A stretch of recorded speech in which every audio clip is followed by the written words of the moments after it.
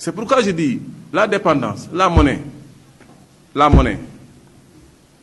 Sénégal Amatiansi avait dit qu'à chaque jeunesse, sa responsabilité. Soit elle l'assume, soit elle la fuit. C'est l'histoire qui nous jugera. Les économistes qui étaient là à partir de 1960, jusque dans les années 2000, ils n'avaient pas suffisamment de temps d'observation peut-être pour savoir que le franc CFA était une mauvaise monnaie. Ils ne pouvaient pas savoir. Et il y avait aussi la guillotine. C'est-à-dire, il y avait des systèmes pour briser des carrières. Chez Anta Diop en a souffert. Dès que vous parlez de franc CFA, il y avait un professeur béninois qui a été rétrogradé. Il avait des grades, Kames, ainsi de suite. Les gens l'ont rétrogradé, il a eu des problèmes pour avoir décrié le franc CFA. Mais je l'ai dit, arrivé en 2010, cette période-là est révolue. Le débat est ouvert. Vous ne pouvez pas briser. La carrière est secondaire par rapport aux enjeux pour les populations. On va parler pour les gens. On va dire que le franc CFA. Le franc, c'est un mot de la même famille que français. Le français lui-même, il a abandonné le franc. Il est parti prendre l'euro. Toi, tu es sénégalais, tu es avec le franc. Même ça, l'euro n'y a que là. Mais c'est ça le problème. Le français, lui-même, il a abandonné le franc. Il vous impose maintenant de conserver le franc. CFA, colonie française d'Afrique. Des colonies françaises. Vous êtes toujours des colonies. Après, ils vont changer pour dire coopération maintenant française avec des magouilles. Mais c'est pourquoi j'ai dit, il faut qu'on s'arrête maintenant. Maintenant, sur les alternatives, nous avons juste proposé 3 champs de réforme. Nous n'avons pas proposé des réformes en tant que telles. Nous avons dit 3 champs de réforme. La rationalisation des administrations et des institutions. Parce que, figurez-vous, à cause des erreurs que nous avons commises depuis lors, nous avons beaucoup souffert et les populations ne le savent pas. Est-ce que vous savez que la licence que Tigo voulait vendre, que Millicom International voulait vendre à Kabirou Mbodj à 80 milliards a été achetée à 50 millions? Vous achetez quelque chose à 50 millions en 1999 et 15 ans après, vous le vendez à 80 milliards. Qui a vendu cela? Qui a vendu cela à 80?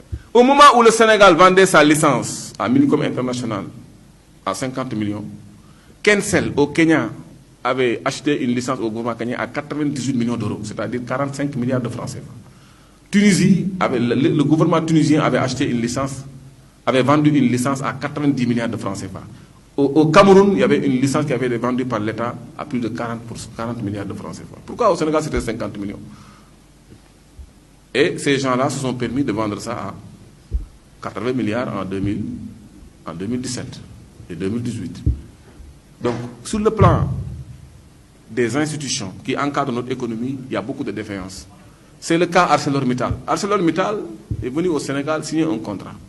Il n'a pas honoré son contrat. Il devait construire, reprendre tout le chemin de fer concernant la Falémé et ainsi de suite et construire 316 km de chemin de fer au Sénégal. Non seulement ils nous ont fait traîner pendant 10 ans, ils ne l'ont pas fait, mais quand le gouvernement du Sénégal a porté plainte pour qu'on soit dédommagé du temps perdu et des préjudices économiques subis, le gouvernement du Sénégal s'est contenté de 150 millions de dollars de dédommagement. Alors que un cabinet américain avait estimé le préjudice à 2 milliards de dollars. Mais si vous ne donnez pas 2 milliards de dollars, vous donnez 1 milliard de dollars, mais pas 150 millions d'euros. Kumba Ressources est venu au Sénégal avec des, je ne sais pas quoi, ils ont encaissé 75 milliards de francs CFA de dédommagement de l'État de API. Donc nous avons des problèmes. Nous avons signé un contrat de 25 ans en 1998 pour la privatisation de la Sénélec en 1998 avec Elio Hydro-Québec. Pour 25 ans, le contrat a été capoté au bout de 18 mois.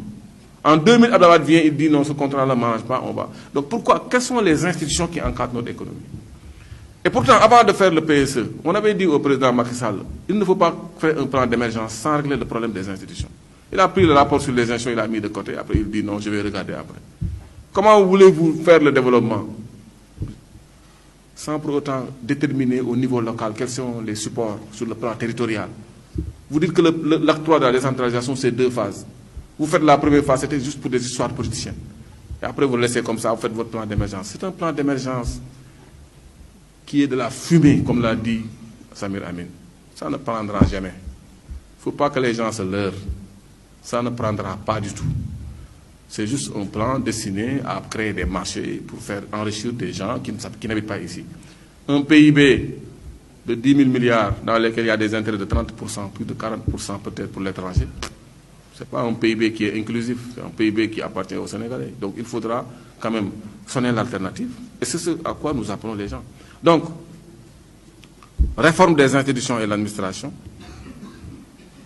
régulation économique et sociale, parce qu'au Sénégal, la régulation sociale n'est pas bien organisée, on fait de la politique avec.